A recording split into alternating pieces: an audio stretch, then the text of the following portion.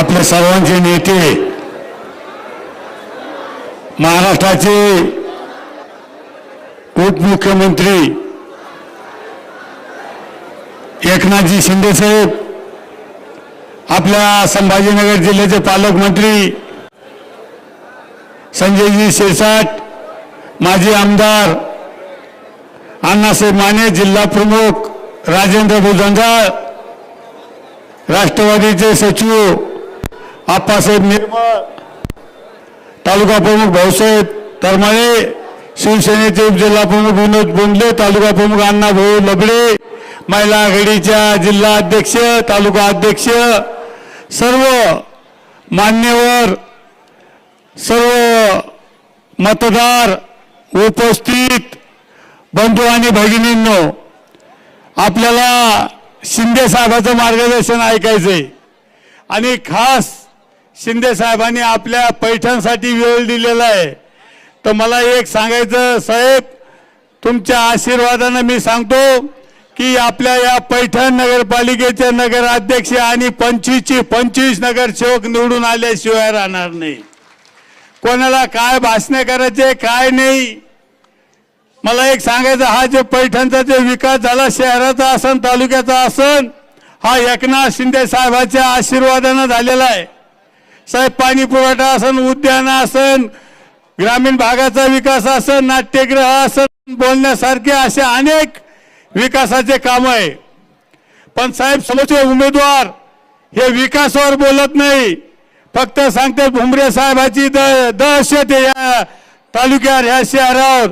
साहेब, माझी दहशत असती तर इतकी पब्लिक आली असती का साहेब?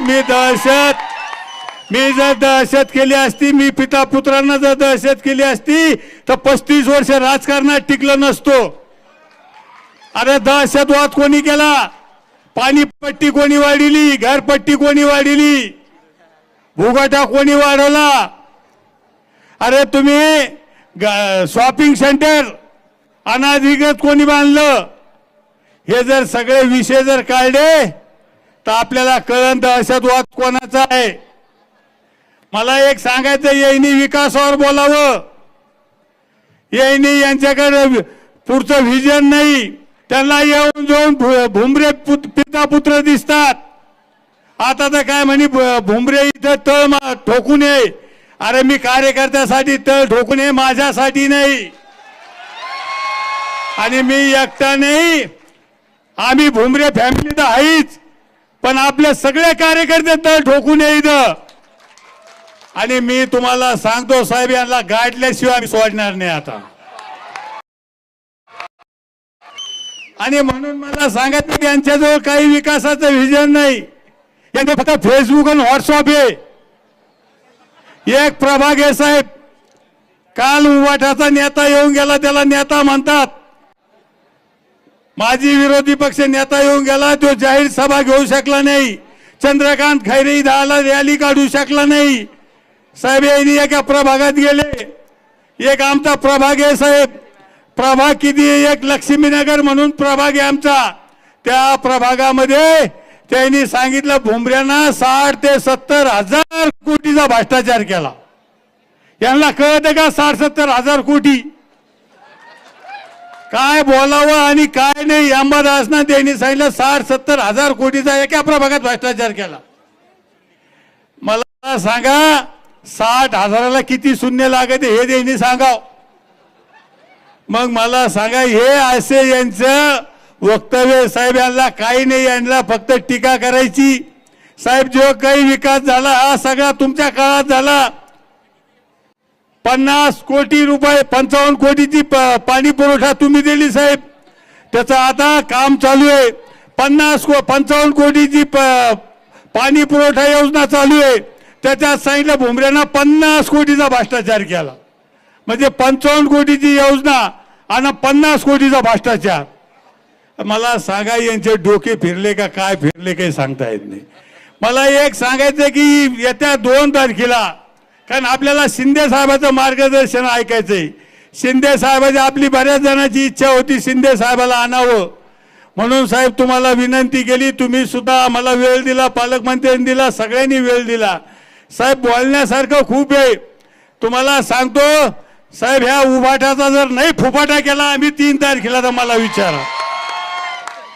आणि आता काही राहिलेलं नाही, फक्त आता आजचा दिवस राहिलेला आहे.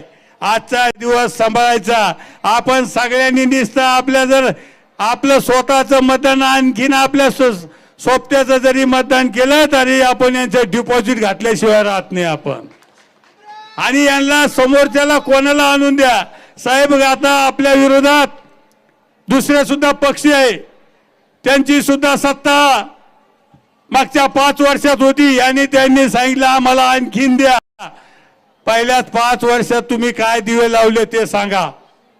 आणि आता तुम्हाला कशासाठी पाहिजे? एकनाथ शिंदे साहेबांच्या आशीर्वादाने या पैठण शहराचा चेहरा मोहरा बदलल्याशिवाय आम्ही राहणार नाही. साहेब, आम्ही जातीपातीचं राजकारण करीत नाही. आपल्या पॅनलमध्ये सगळ्या समाजाचे उमेदवार आहे, मुस्लिम असतील सगळे उमेदवार आपल्या पॅनलमध्ये आहे. आणि चांगले सगळे उमेदवार हे चांगले उमेदवार देण्याचा प्रयत्न केला आणि उमेदवार निवडून आल्याशिवाय राहणार नाही. माझं आपल्याला एकच म्हणणं आहे, जो काम करीन तो आपला आहे. उमेदवार कोण आहे हे नाही बघायचं. उमेदवार आपला धनुष्यबाण आहे. आपले नेते एकनाथ शिंदे साहेब आहे. एकनाथ शिंदे साहेबाकडे बघून आपल्याला हा पॅनल विजय करायचा. आणि मला खात्री आहे आपला पॅनल विजय निश्चित होणार आहे. फक्त आजच्या दिवस आपल्याला सगळं सांभाळायचंय.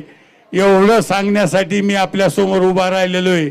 माझी विनंती आहे की आपण उद्या कोणाचंही न ऐकता धनुष्यबाण यांनी शनिवार बटन दाबायचं. साहेब, राष्ट्रवादी संघ आपली युती अजितदादा संघ 2 जागा आपण त्यांना दिलेल्या आहे आणि ती निवडणूक सुद्धा 20 तारखेला आहे. कारण न्यायालय प्रकरण असल्यामुळं आणि आपल्या सुद्धा धनुष्यबाणाच्या 2 जागा आहे.